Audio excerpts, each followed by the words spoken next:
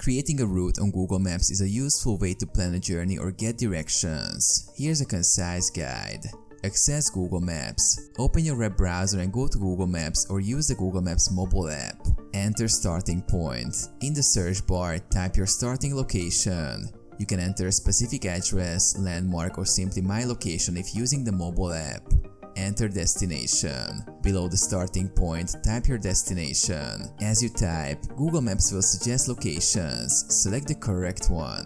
Choose mode of transportation. Click the directions button. Next to the destination, you can select the mode of transportation by car, public transit, walking, or cycling. View directions. Google Maps will display the route and estimated travel time. You can also see alternative routes by clicking options. Save the route. If you want to save the route, click Save and give it a name for easy access later.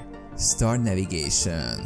If you're using the mobile app and want turn-by-turn directions, click Start to begin navigation. Print or share. Click the three dots to print the directions or share the route with others via email or social media. Access route on mobile. If you save the route while signing to your Google account, you can access it on your mobile device.